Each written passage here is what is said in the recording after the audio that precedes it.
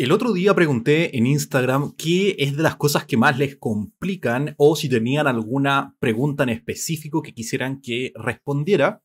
Y por lejos lo más común fue que no se entendía nada del tema de técnicas de conteo. Así que en vez de revisar alguna pregunta en específico, decidí hacer un mini hiper super duper resumen de las cosas más comunes que preguntan de técnicas de conteo en las antiguas PSU y lo que eventualmente podría salir entonces hoy en la PDT. Para todas aquellas personas que me hayan encontrado por YouTube, por favor síganme también en Instagram porque siempre voy a estar subiendo cosas ahí, avisando de las transmisiones en vivo y también, por supuesto, voy a estar haciendo preguntas como la que hice en este momento. Si bien ya queda muy poquito para la PDT, espero que con este video, como sale acá, salven el tema de técnicas de conteo. Entonces, ¿cuál es la idea? Bueno, es servir de una ayuda de último minuto, ¿no? Esto definitivamente no viene a explicarles lo que no aprendieron durante el año de una manera extendida y de que se entienda de dónde salen las fórmulas, no. Básicamente lo que vamos a hacer es revisar tres de los casos más comunes que preguntan en la prueba y vamos a ver cómo se aplican en dos o tres ejemplos que vamos a hacer de esto, ¿ya? Estos tres casos son el primero, lo que se denomina el principio multiplicativo, que de hecho es la base de todo el tema de técnicas de conteo prácticamente junto con el principio aditivo, el que no vamos a revisar ahora, pero el principio multiplicativo es uno de los más importantes. La idea muy sencilla del principio multiplicativo es que si ustedes tienen tantas formas de hacer algo, en este caso m formas de hacer algo y n formas de hacer otra cosa, si ustedes quieren hacer las cosas de manera simultánea, ¿ya? Y esta parte es súper importante que va a estar asociada con la letra I, la cantidad de formas que tendrían de hacerlas simultáneamente sería la multiplicación entre estas dos. Les coloco un ejemplo para que me entiendan. Digamos que ustedes tienen tres maneras de elegir una hamburguesa, por ejemplo, ya que tienen tres tipos de hamburguesa que tienen que elegir en un restaurante. Y tienen también cuatro tipos de bebidas que pueden elegir en un restaurante. Y ustedes quieren elegir una hamburguesa y una bebida. Lo que necesitan hacer, por lo tanto, es elegir una de estas y una de estas de manera simultánea y tienen tres opciones para hacer esta y tienen cuatro opciones para hacer esta. Por lo tanto, todas las opciones que ustedes tendrían de hacer esto, como les digo, de manera simultánea, es decir, elegir una hamburguesa y una bebida, sería la multiplicación entre estas dos y eso me daría 12 en este caso. Y ahí nosotros diríamos que hay 12 maneras distintas de elegir una hamburguesa y una bebida. Para aquellos y aquellas que hayan revisado esta materia y se acuerden un poquito de esto, una de las maneras más fáciles de explicarlo es con estos diagramas de árbol, ¿no? Pero básicamente lo que quiero hacer acá es quedarme solamente con la idea básica y luego aplicarla para que ustedes entiendan dónde va. Entonces recuerden esta idea de que cuando queremos hacer algo de manera simultánea, elegir más de una cosa de manera simultánea, lo que vamos a hacer es multiplicar las opciones que tenemos para cada una de estas y de esa forma vamos a llegar para elegir a todas, ¿ya? Posteriormente tenemos la idea de lo que se denominan las permutaciones, ¿ya? Y acá hay distintos tipos de permutaciones que ustedes podrían revisar, pero la más común en la prueba es lo que se conoce simplemente como permutaciones o permutaciones simples, que es literalmente las formas que tienen ustedes de ordenar un conjunto de n elementos distintos, que es lo que se calcula con n factorial. Si usted no sabe lo que es el n factorial, es básicamente empezar a multiplicar todos los números hasta el n. O sea, si usted le dicen, por ejemplo, 5 factorial, esto es 1, 2, 3, 4 y 5. Por supuesto, cuando digo todos los números, me refiero solamente a los números enteros y particularmente, de hecho, en este caso, naturales, ya ni siquiera enteros. Ahora, ¿cuál es la idea que tienen que recordar ustedes de permutaciones? Bueno, como les digo, la idea es que es las formas que ustedes tienen de ordenar un conjunto de n elementos. O sea, si ustedes les dicen, por ejemplo, ¿de cuántas maneras puedo ordenar 3 elementos? Ustedes van a decir, bueno, de 3 factorial maneras distintas, ¿ya? Y acá la manera en que yo siempre explico esto en mis cursos es con el tema de las palabras. Digamos que ustedes tienen 3 letras, ¿no? A, B, C, muy originalmente, y quieren saber de cuántas maneras distintas podrían ordenar. Bueno, estos son 3 elementos, y por lo tanto deberían haber 3 factorial maneras distintas de ordenarlo, que sería, según esta idea que está acá, 1 por 2 por 3. Eso, por supuesto, me va a dar 6, Y lo único que quiero hacer ahora es mostrarles cuáles serían esas 6 ordenaciones distintas para que ustedes entiendan qué es lo que estamos haciendo en cada caso. Entonces, por supuesto, una de las ordenaciones sería esto que está acá. Después tendríamos lo que vendría siendo el ACB. Luego tendríamos lo que sería el BAC. Luego el BCA. Y finalmente tendríamos el CAB y el CBA. Esto que está acá serían las 6 ordenaciones distintas que ustedes tendrían. Y por supuesto, ustedes siempre pueden hacer esto. Pero cuando son muchos elementos, esto ya como que se empieza a complicar. Por eso es importante que ustedes recuerden que si les piden ordenar un conjunto de una determinada cantidad de elementos, en este caso digo n, siempre van a calcular el n factorial. Si ustedes quieren calcular, por ejemplo, cuántas maneras hay de ordenar un conjunto de 5 elementos distintos, bueno, hay 5 factorial maneras de hacerlo, que sería calcular todo este quilombo que está acá. ¿Ya? Y me quedaría la tercera cosa que es requete súper común que preguntan, que es el tema de las combinaciones o la combinatoria, que en la práctica es la cantidad de muestras sin orden y sin reposición que ustedes pueden sacar. Y por muestras me refiero a la cantidad de subconjuntos que ustedes puedan sacar de otro conjunto de tamaño n. En particular, este es el conjunto grandote del cual ustedes están sacando las cosas y este es el tamaño del subconjunto que ustedes están sacando. Entonces, digamos por ejemplo que ustedes tuvieran 9 letras. ¿Ya? Digamos que tienen el A, B, C, D. No, hagámoslo un poquito más chico. Hagamos simplemente 6. A, B, C, D, E y F. ¿Ya? Y que quieren saber cuántos conjuntos de tamaño 2. No, de hecho, saben que lo vamos a hacer muchísimo más fácil para que entiendan la idea. Lo vamos a hacer simplemente con 3 letras. Y quieren saber cuántos conjuntos de tamaño 2 yo puedo sacar de acá. Bueno, ¿cómo diablos se calcularía esta cosa? Lo que yo diría es: n es la cantidad de elementos que tiene el conjunto original. En este caso, esto que está acá. ¿Ya?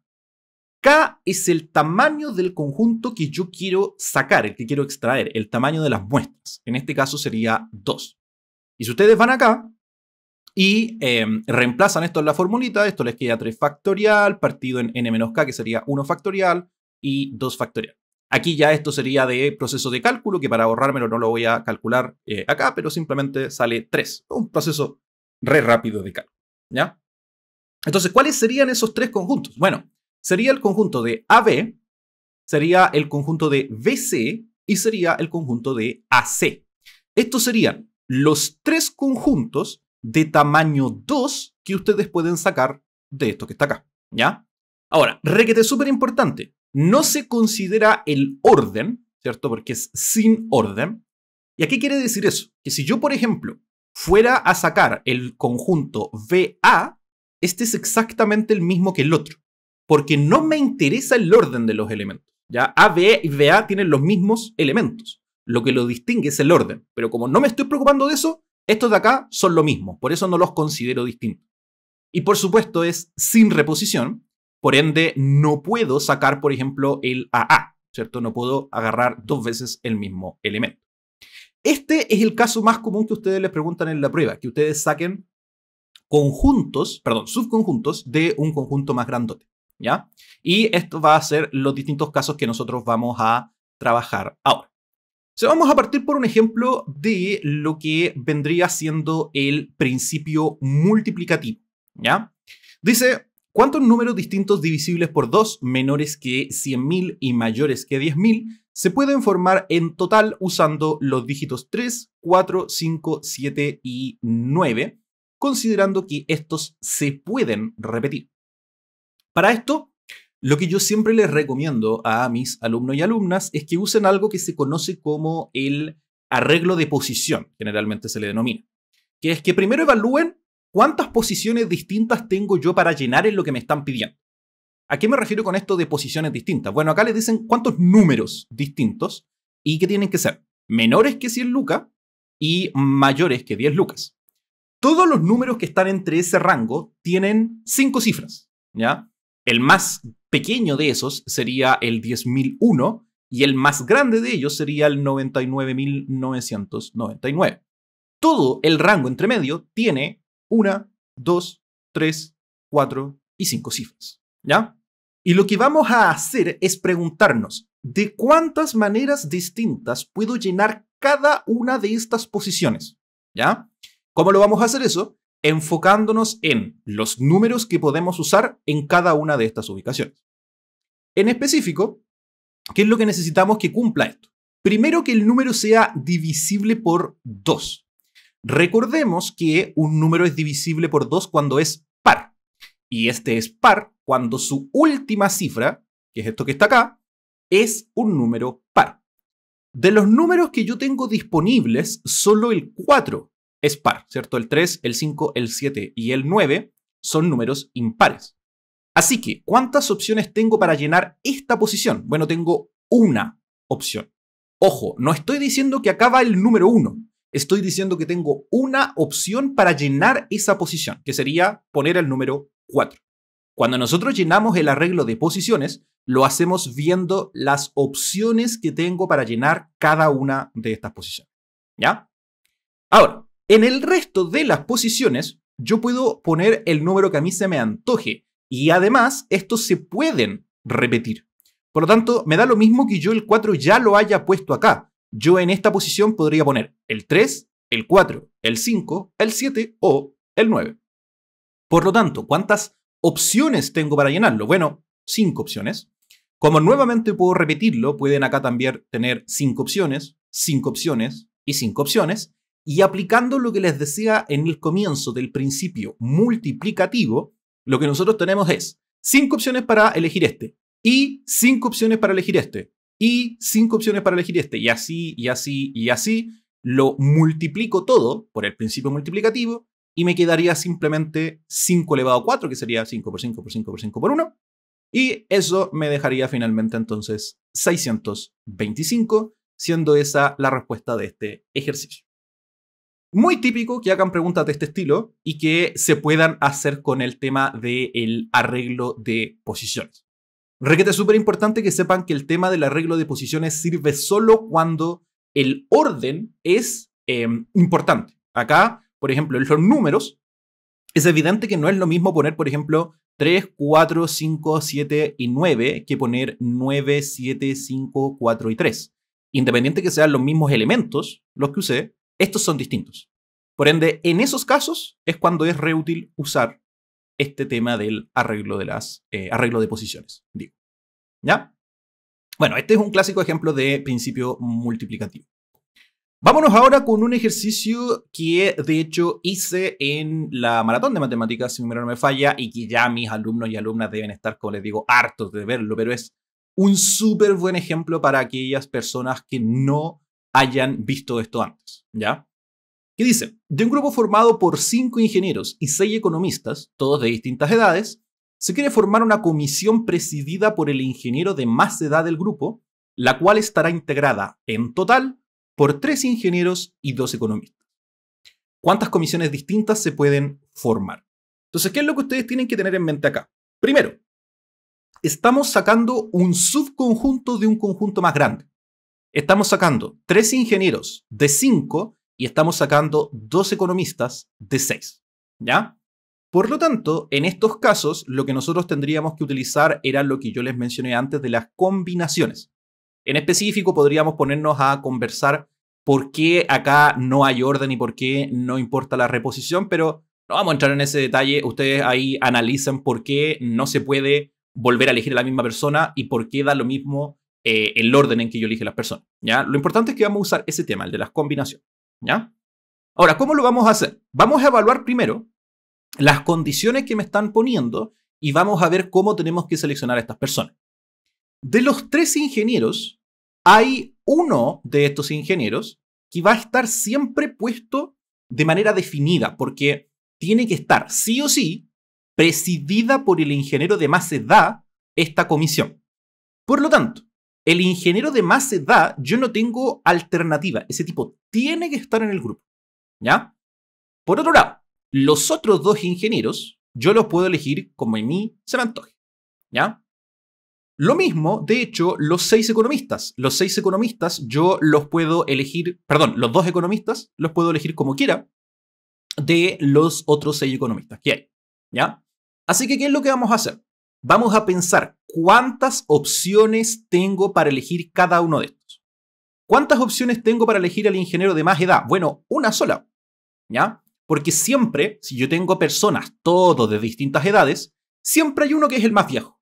Piensen en su familia. Siempre va a haber una persona que es el más viejo o la más vieja de ese grupo. Siempre.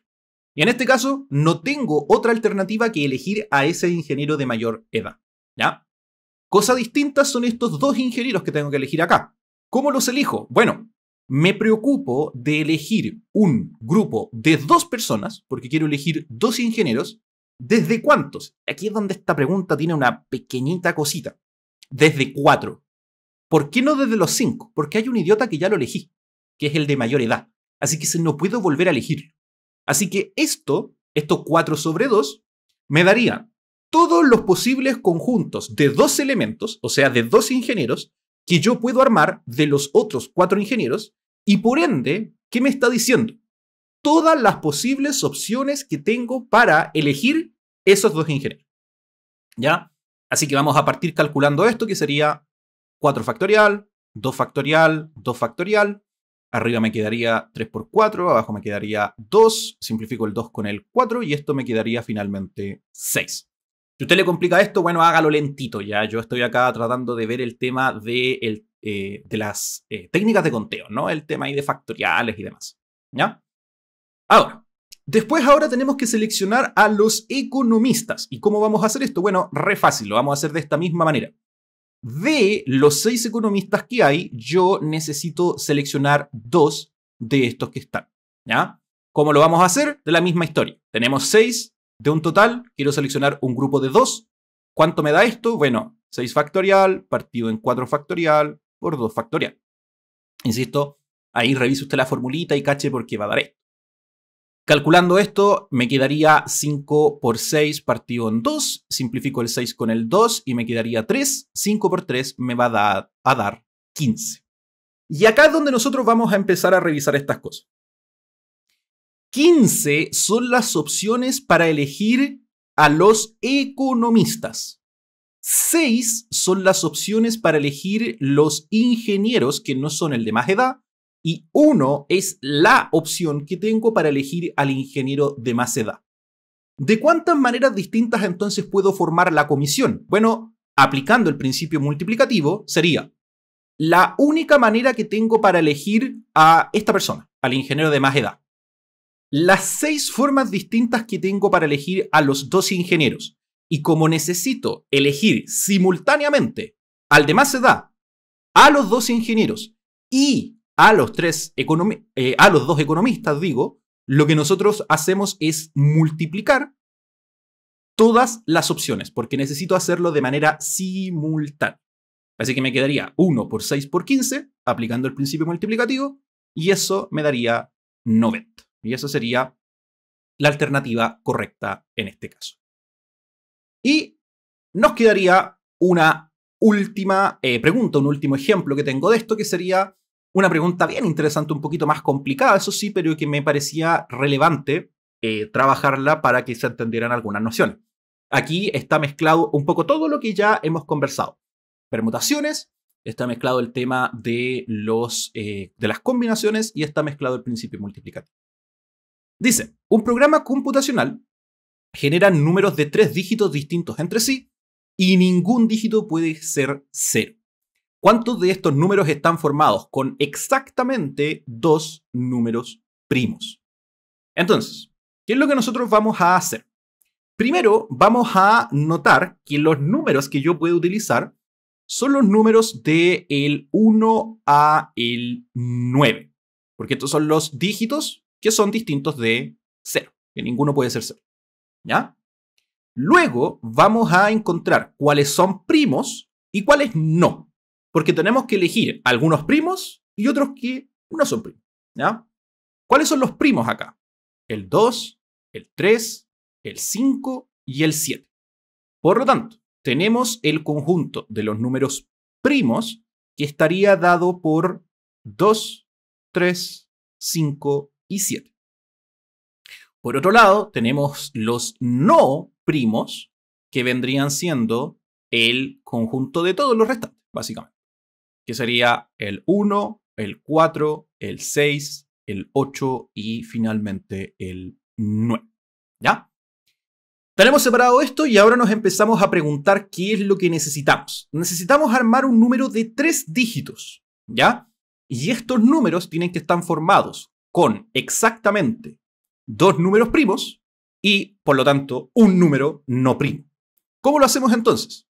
De la cantidad de primos que tenemos, que son 1, 2, 3, 4, yo necesito seleccionar 2 de estos. ¿Cómo lo hago? 4 sobre 2.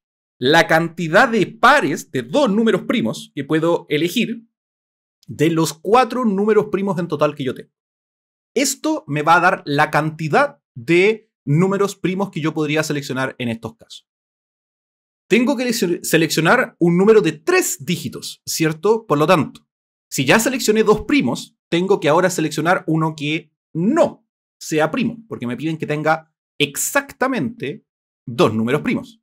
Así que, ¿cómo lo hacemos? Bueno, de la misma manera. 5 sobre 1 sería cuántas formas distintas yo tengo para seleccionar un elemento entre los 5 no primos. Acá yo tengo un conjunto de 3 elementos. Y aquí es donde viene la última parte que es importante. Estos 3 elementos, como estoy formando números, importa la manera en la que están ordenados. Y aquí lo que nosotros vamos a tener que hacer es trabajar con el tema de las permutaciones. Porque no solamente necesitamos seleccionar estos 2 y seleccionar este 1 y armar ese conjunto de 3 elementos, sino que además tenemos que preguntarnos de cuántas maneras distintas podrían ordenarse estos 3 elementos. ¿Cómo vamos a hacer eso? Bueno, vamos a hacerlo con, como les dije al comienzo del video, con las permutaciones. De 3 factorial maneras distintas se puede ordenar estos 3 elementos. ¿Ya? Ahora, yo necesito seleccionar los 2 y seleccionar uno y además ordenar esos 3 elementos. Por ende, aplicando el principio multiplicativo, tengo las opciones para elegir los 2 números no primos, primos. Las opciones para elegir el número no primo. Y las distintas formas que tengo de ordenar esos 3 elementos. Ya, esos 2 números primos y ese número no primo. Aplicando el principio multiplicativo, entonces se multiplican estas 3 cositas y lo único que falta es calcular este 3 factorial, que sería 1 por 2 por 3, que es lo mismo que 6. Así que el resultado que ando buscando sería 6 por 4 sobre 2 por 5 sobre 1 y eso me daría la alternativa D. ¿Ya? Espero que con esto se entienda más o menos la idea de cómo se trabaja con las grandes cosas estos de técnicas de conteo que hay para la prueba, que como les digo, son muy comúnmente estas 3 cosas, ¿ya? Principio multiplicativo, permutaciones y combinaciones, ¿ya? Con eso deberían estar más o menos bien. Así que, para todos, por favor, si les sirvió esto, denle manito arriba que me ayuda muchísimo para que se conozca el canal. Y si quieres ver más videos, por favor suscríbete y activa las notificaciones para que te lleguen cuando suba un video. Y como ya mencioné, a todas las personas que no me sigan en Instagram, háganlo por favor. Pueden ir ahí al canal de YouTube y sale mi vínculo. O si no, al comienzo del video estaba también el nombre que tengo en Insta. Espero que les haya servido mucho este video y nos vemos en otra oportunidad.